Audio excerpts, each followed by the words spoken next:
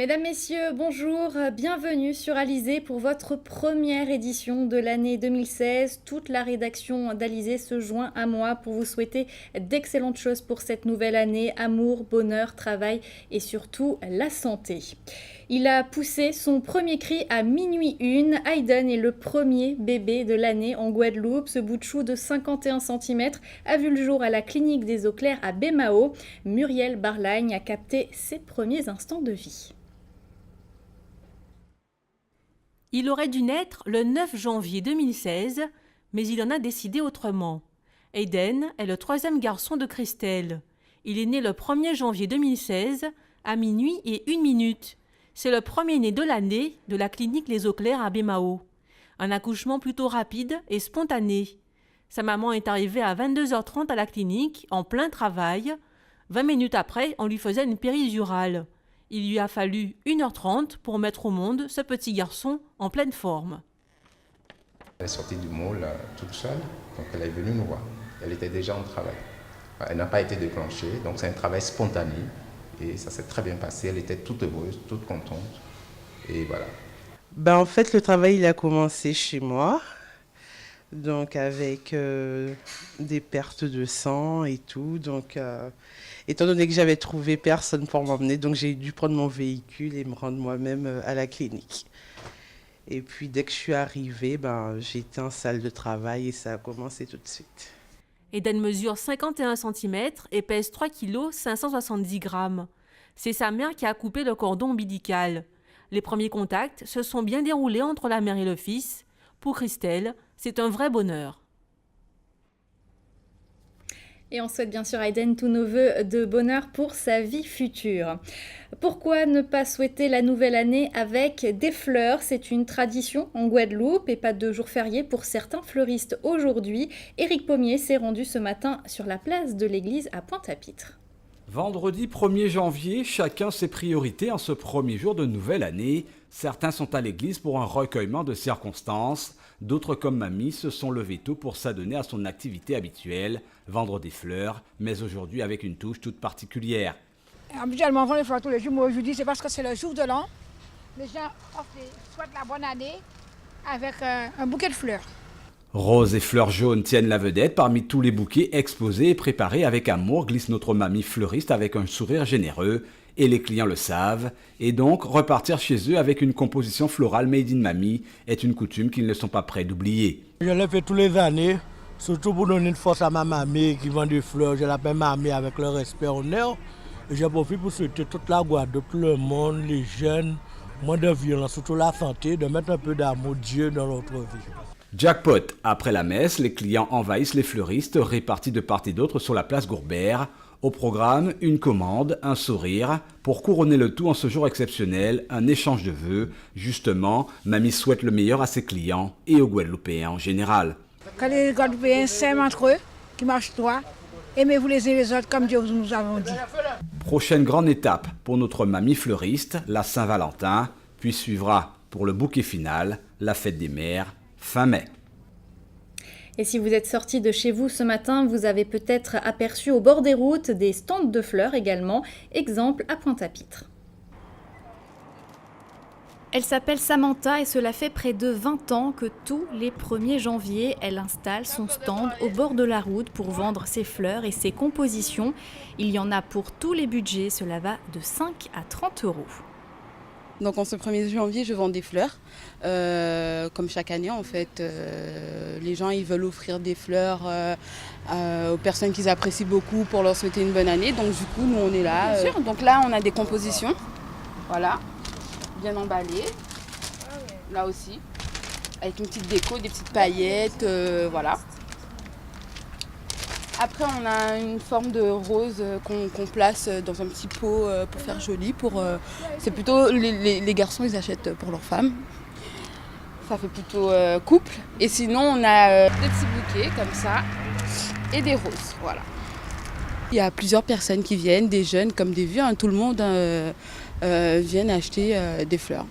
Donc on a ceux qui sortent de soirée qui viennent acheter avant de rentrer.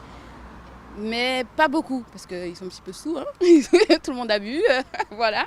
Mais après, vers 11h, tout le monde se réveille et là, ça commence à aller jusqu'à ce soir, hein, 21h, voilà. Et c'est donc une longue journée qui attend Samantha. Et une journée qui va se dérouler sous le soleil. Cet après-midi, de belles éclaircies devraient envahir le ciel guadeloupéen. Quelques gouttes de pluie sont également attendues, mais rien de bien méchant. Les températures, elles, seront comprises entre 27 et 29 degrés.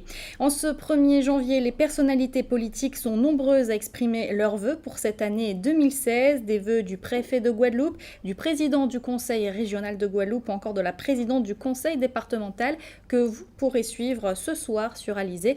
Ce sera à 20h, mais avant bien sûr, je vous rappelle notre rendez-vous à 19h pour votre édition locale et régionale. Encore tous mes vœux de bonheur pour cette année 2016. Je vous souhaite une très bonne après-midi. Tout de suite, la rédaction d'Alizé vous propose de revivre les actualités marquantes de l'année qui vient de s'écouler. Bon appétit et à ce soir. À notre premier direct au Memorial Act. Aurélie, on est bien sûr toujours en plein cœur du Mémorial avec bien sûr le public en direct. Le public s'est assagi bien sûr car Victorin Lurel est arrivé. Les discours ont eu lieu.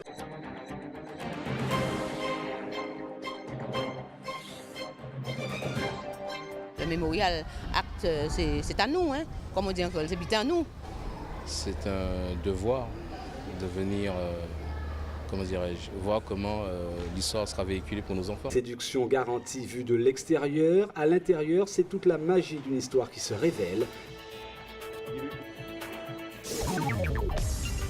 Les Sargasses, actualité forte de l'année 2015, véritable fléau entre brigades vertes, Sargator, bateaux amphibiens, impact écologique, sanitaire, effet sur le secteur pêche et touristique. Le gouvernement n'a pas réussi à enrayer cette catastrophe. Dès que je descends sur les quais, je sens l'odeur, j'ai envie de vomir, j'ai la tête qui tourne. De dire que les pêcheurs ne doivent pas pêcher parce qu'il y a un impact sur la chlordécone, on ne doit pas pêcher pour nuire à la santé des consommateurs. Eh bien c'est pareil pour la sargasse. Grève chez Total, les gérants des stations-service font front commun face aux géants. La fin du conflit a été signée le 29 juillet. Les stations-service ont rouvert après 3 semaines de conflit. Les stations-service aujourd'hui sont dans une grande souffrance. On constate que chaque jour, en fait, les charges des stations-service augmentent. Je suis là depuis 6h30 du matin. J'ai plus d'essence, mon voyant s'est allumé en venant travailler. Autre conflit après la liquidation fin juin 2015 de l'hôtel Manganao, ex-club Marmara situé à Saint-François. 150 salariés ont perdu leur travail. On a un espoir quand même, mais on attend les hommes politiques, on attend la région comme il nous a promis. Donc on est sur les lieux, donc on verra avec eux. La 65e édition du Tour cycliste, un des temps forts du sport guadeloupéen. Le vainqueur Boris Carène, cela faisait 2 ans que le titre n'avait pas été remporté par un Guadeloupéen. C'est une victoire collective et aujourd'hui on est fiers d'offrir cette victoire à toute la Guadeloupe et à tous nos supporters. Un tour plein de rebondissements avec l'affrontement entre Ruffin et Turpin. Au final, suspension pour ce dernier et fin de carrière pour l'autre. Passionné de la mer, en route pour le championnat de voile traditionnel. Il y a un grand élan de générosité, de solidarité, de fraternité autour de toute cette organisation. L'eau, pomme de discorde des politiques guadeloupéens et calamité pour les usagers privés d'eau potable. La situation est devenue vraiment difficile parce que ça nous arrivait d'avoir de l'eau dans la journée, par exemple. On pouvait avoir un peu dans la journée, un peu dans la nuit, mais depuis quelques mois, on n'en a plus du tout. On ne peut pas utiliser la machine à laver. Le lave-vaisselle, j'ai dû mettre de côté. Ensuite, on est obligé de se lever à certains moments à 2h du matin, mettre le réveil, 2h du matin pour avoir souvent un filet d'eau. Le conflit entre le SIAG et le Grand Sud Caraïbes sur le règlement d'une dette et la mauvaise gestion de la distribution de l'eau pénalise la population. Le SIAG doit présenter un bilan pour savoir les dépenses qu'ils ont engagées, etc.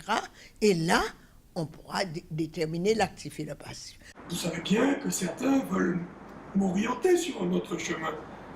Je ne serai pas l'auteur ou le déclencheur d'une quelconque guerre de l'eau en Guadeloupe. Une nouvelle usine au moule devrait permettre de mettre fin aux fameux tours d'eau. En tout cas, pour l'heure, les tours d'eau sont toujours d'actualité. Retour au Memorial Act en juillet avec la visite de Jesse Jackson, une rencontre historique. Et donc je vous dis aujourd'hui, mes frères et mes sœurs, ne baissez surtout pas les bras. Prends debout ta sœur et boumez. Un message de cette figure de la lutte des droits civiques aux États-Unis aux côtés de Martin Luther King.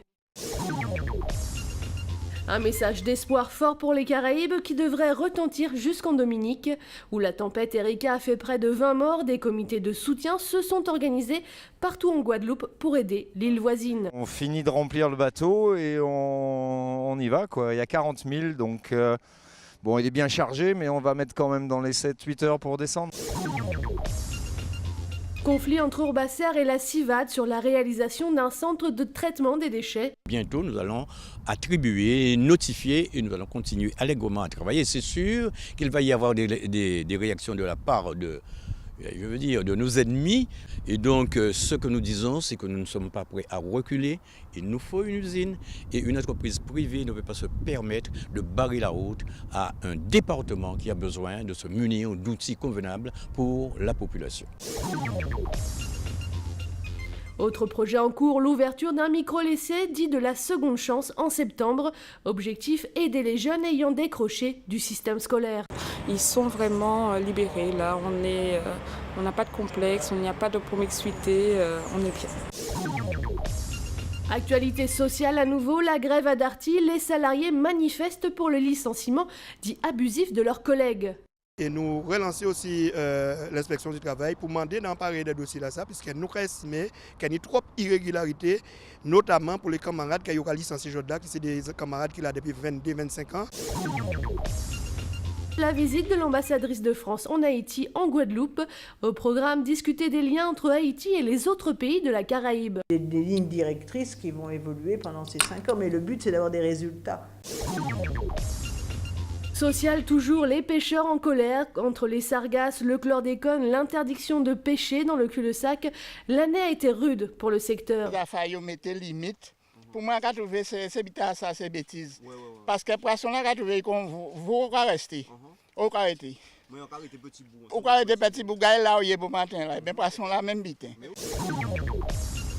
Les pêcheurs ne sont pas les seuls en colère. Mouvement social au STAPS. Une problématique spécifique au STAPS, c'est-à-dire le manque de salles. Le manque de salles pour faire des enseignements théoriques, mais aussi la problématique de trouver des installations sportives à l'extérieur. Et du côté du secteur banane, les exploitants demandent des aides pour atteindre le cap des 100 000 tonnes de bananes d'ici 2020. 3 ans qu'on se bat pour cette enveloppe, d'accord. Donc on a la région s'est engagée, c'est déjà très bien. Donc maintenant, bien sûr, on attend cette réponse de l'État qui commence à devenir un peu... qu'on attend vraiment avec impatience. De l'innovation à présent avec Tranquillous.com, une épicerie fine à domicile. La majorité des producteurs, en fait, ce sont des producteurs que j'ai contactés directement en allant sur le marché. Après, pour pouvoir voir ce qu'ils proposent en termes de production, je me suis rendu directement dans les champs. Et une autre innovation tout aussi pratique, le coursier à vélo. Maintenant, c'est aux chefs d'entreprise de jouer le jeu et de voir si ça les intéresse, d'avoir affaire à un coursier à vélo qu'un coursier à moto ou en voiture, pour faire la différence et avoir un impact moins important sur l'environnement, quoi. Polémique dans l'arène politique avec l'annulation de l'élection du duo départemental Marlène Mélis et Martin Sigiscard. Je pense que le travail que j'ai pu faire jusqu'à maintenant satisfait tant la population pointoise que la population de la Guadeloupe sur les grands dossiers que j'ai pu porter à leur connaissance. Le premier congrès du LKP, 7 ans après sa création. On doit rendre compte que le concept et les valeurs républicaines de liberté, d'égalité, fraternité sont vastes escroqueries intellectuelles. À nouveau du sport sur Alizé avec le futsal qui fait ses débuts en Guadeloupe. On lance le futsal avec comme objectif aussi d'avoir des compétitions internationales dès 2016. Et un peu de culture avec l'exposition d'art Boussier au Memorial Act. Les chercheurs et professeurs d'université ont participé à l'événement. Ils étaient présents sur notre antenne. Nous parlons de l'histoire de cette usine et nous remontons dans le temps pour parler de l'histoire de tous ceux qui sont venus y travailler. Politique à nouveau, la ministre des Outre-mer, Georges Paul-Langevin, venue expliquer la politique du gouvernement en matière de formation. Une première, la conférence internationale sur les langues indiennes au Memorial Act. Une première, la conférence internationale sur les langues indiennes au Memorial Act. Pendant 2-3 générations, on n'a pas le temps de penser à autre chose que de sa réussite sociale. Pourquoi une conférence sur les langues indiennes maintenant? Parce que, disons, le moment est venu. De la scène politique, Karl Chipotel, 19e de la Mini Transat. Le sapeur-pompier skipper a fait la joie des Guadeloupéens. J'aideront à ma place. Et ceux-là, on aura des raisons d'être totalement fiers d'eux en matière de résultats. La Mini Transat, une traversée de l'Atlantique en solitaire sur le plus petit bateau de course au large du monde. La vie en Guadeloupe, à Morne-à-l'Eau, la commémoration de nos ancêtres avec le nettoyage des cimetières. Maintenant que c'est triste, c'est-à-dire que les gens ne viennent plus, et c'est dommage. Santé avec la construction d'un nouveau CHU à Capesterre-Belle-Eau.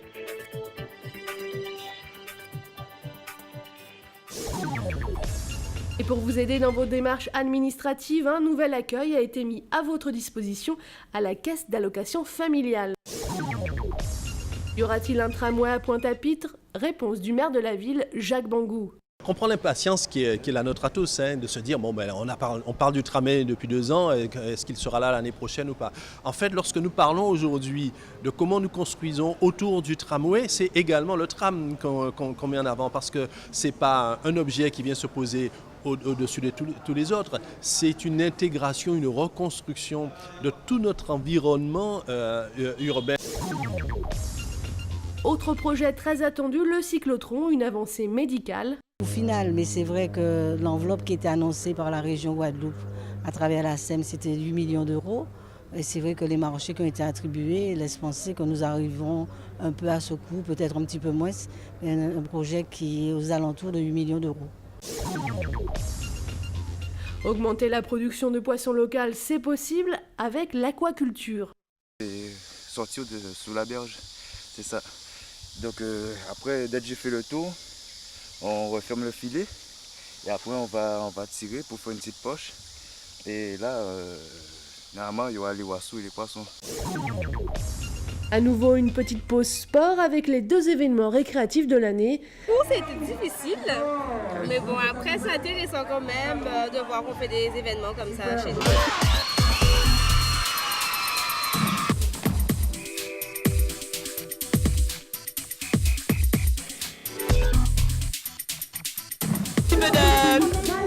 Couleur, mais c'est top. Il y a un petit peu trop de couleurs sur les yeux.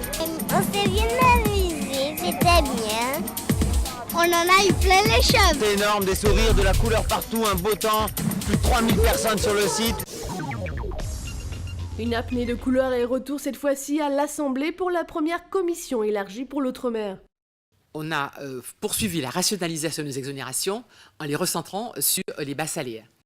Et là-dessus, j'entends bien que ça fait sans doute pour les entreprises, ce n'est pas forcément ce qu'elles attendaient, mais nous nous sommes appuyés sur les rapports existants, sur les corps d'inspection et de la Cour des comptes, qui montrent bien que l'effet incitatif de la baisse des charges s'estompe avec l'élévation du salaire. En économie, donc, bonne nouvelle, le prolongement de la défiscalisation jusqu'en 2020. À nouveau du sport pour décompresser avec les 5K, la course contre la drépanocytose. Du sport encore et toujours surréalisé, cette fois avec la voile handicap. Comme citoyen, une personne handicapée a le droit de faire le sport qu'elle veut. Et à mon avis, il faut que le monde valide puisse adapter les sports pour pouvoir permettre aux personnes handies à participer. Restons dans le divertissement avec le cinéma et le tournage du film Le Gang des Antillais. C'est un jeune qui avait déjà un peu le cliché que lui avait inculqué la France sur une France très belle et très, très divine. Une fiction inspirée d'une histoire vraie. Moins glamour, actualité sociale avec le conflit à l'usine Bologne et encore des licenciements abusifs. Parce que n'ayant pas les preuves de cette fameuse faute lourde qui soi-disant mettait en danger la société, nous avons pensé que n'importe qui, à n'importe quel moment, pouvait subir le même sort. La grève aura duré près de 2 semaines. À présent, entrons dans l'ère de l'Internet et des réseaux sociaux, l'arrivée de TEDx, les conférences mondiales sur Internet, objectif, inspirer et changer le monde. Je pense que c'est un signe positif et révélateur, s'il en est, de l'envie des Guadeloupéens d'inspirer vers une Guadeloupe meilleure, vers un monde meilleur. Une Guadeloupe meilleure, mais la réalité nous rattrape et les agriculteurs victimes de la sécheresse s'énervent. Il nous faut de l'argent, parce que pour maintenir les bovins, et même pour nous personnellement, on n'a plus rien. Visite de Nathalie Kosciusko-Morizet en Guadeloupe et sur notre plateau, une visite endeuillée par les attentats du 13 novembre. Morizet. Bonsoir. Alors pourquoi êtes-vous de nouveau aux Antilles et en Guadeloupe en particulier, alors que les régionales, elles, sont particulièrement importantes en France hexagonale? Les régionales sont importantes partout et je suis en Guadeloupe aujourd'hui, demain en Martinique, d'abord pour soutenir nos candidats pour les élections de décembre. On a des beaux candidats en Guadeloupe derrière Laurent Bernier, on a une belle liste et ils m'ont proposé de venir faire un meeting avec eux, j'ai accepté tout de suite. La France en deuil donc après les attentats de Paris, la Guadeloupe solidaire avec la métropole, une marche silencieuse a rassemblé la population.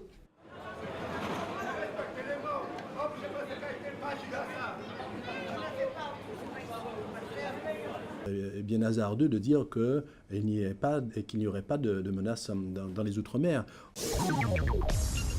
Pointe-à-Pitre, une série d'incendies de vieilles bâtisses suscite des interrogations.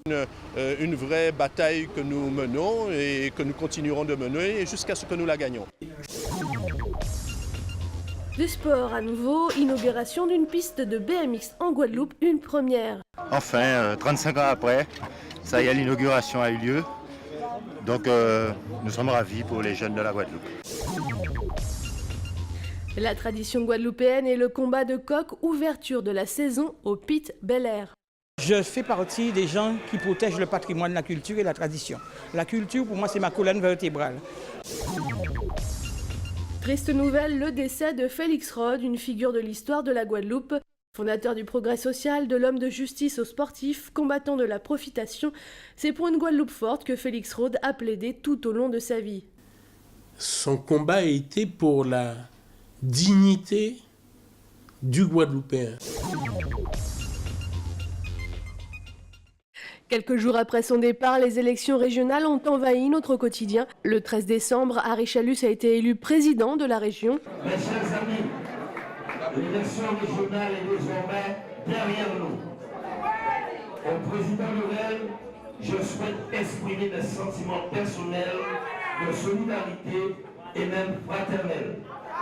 Nous sommes tous des Guadeloupéens et pour cette raison, j'appelle et j'ai toujours appelé à la réconciliation de tous les Guadeloupéens. Il succède à Victorin Lurel qui aura réalisé 2 mandats successifs. Harry Chalus a été investi le 18 décembre.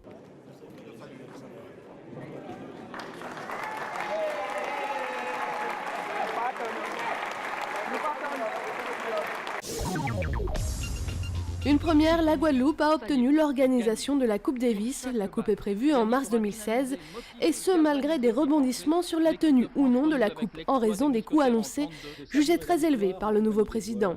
Et nous avons dit qu'avec 1 million, on ne peut pas organiser une telle manifestation car ça coûtait 4,5 millions. Avec les techniciens, nous avons dû descendre un maximum et nous sommes arrivés à 3,2 millions en espérant que ça n'ira pas encore trop loin.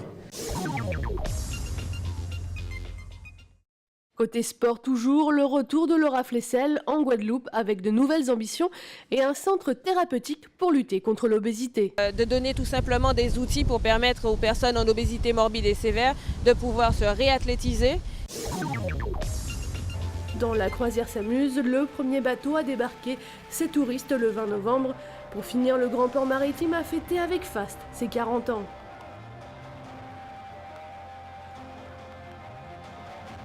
Alizé continue pour une nouvelle année 2016, une année qui s'annonce riche en actualités.